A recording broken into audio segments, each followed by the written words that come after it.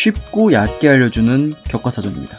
우리는 언제부터 최용만 선수를 격투기 선수로 인식하게 됐을까? 씨름 선수가 아닌 제대로 된 격투기 선수로서 인정받기 시작한 경기는 아마도 많은 이들이 응원해주었던 원조 개수대전 밥셉과의 경기가 아닐까 싶습니다. 그래서 준비했습니다. 전 NFL 선수 출신, 상위 0.1%의 피지컬을 가진 남자, 파워가 기술을 압도한다. 195cm, 150kg, 미국의 비스트 밥셉. 그리고 0.1%가 이렇게 많아도 되나 싶지만 똑같은 피지컬 상위 0.1%, 전 씨름 천하장사 출신이자 걸어다니는 합법 도핑, 217cm, 140kg의 최용만 선수.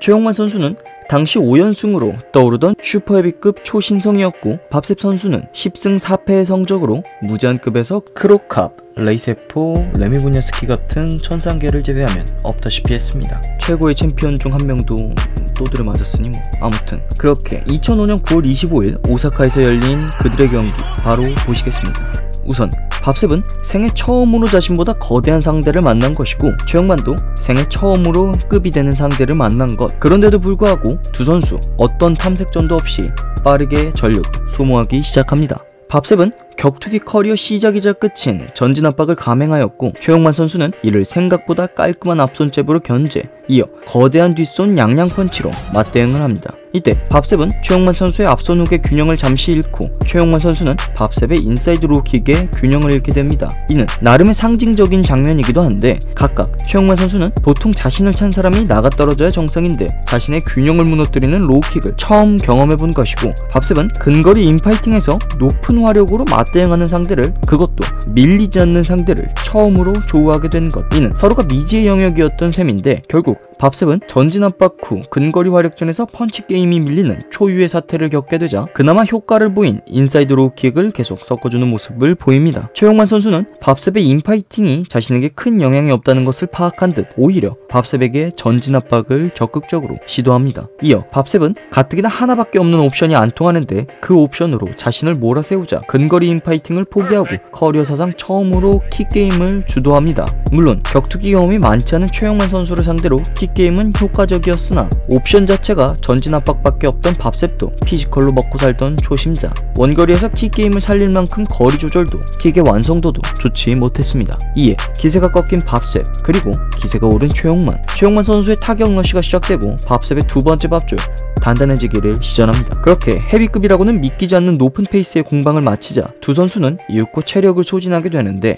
1라운드 2분을 남기고서야 나오는 탐색전. 아무튼 서로의 미묘한 완성도의 킥이 교차되자 한쪽이 위험한 상태가 되고 잠시 소강 상태. 이때 체력을 보충하고 나온 밥셉은 근거리 인파이팅 시 지상고가 높아 맞지 않는 최용만에게 어중간한 거리에서 묻지마 오버핸드 훅을 남발하기 시작합니다. 이는 최용만 선수 같은 거구가 흔들릴 만큼 엄청난 완력을 짐작할 수 있는 펀치지만 역시나 출처를 알 수 없는 펀치이기 때문에 수신거부당하고 맙니다. 하지만 챔피언도 기절시킨 위협적인 타격인 것은 사실. 최용만 선수는 밥셉을 코너로 밀며 오버훅 거리를 죽이기 시작합니다. 그렇게 다시 한번 체력을 매몰차게 소진, 서로 숨을 고르며 1라운드가 종료됩니다.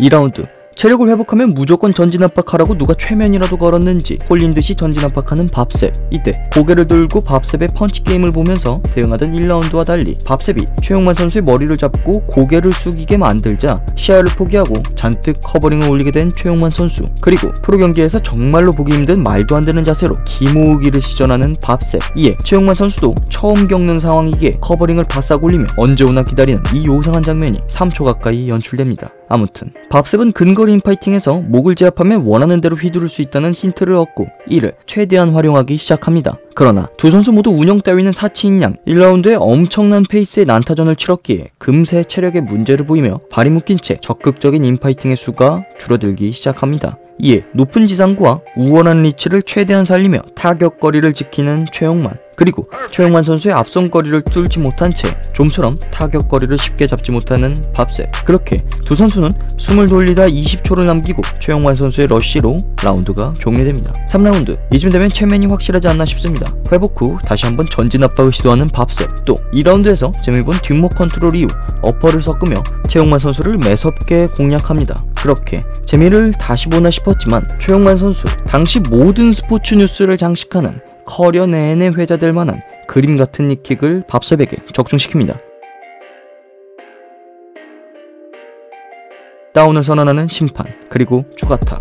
아무튼 KO는 면했지만 점수에서 크게 손해를 본 밥셉. 이를 만회하고자 완력에만 의존한 풀스윙을 하며 열심히 전진 압박을 시도.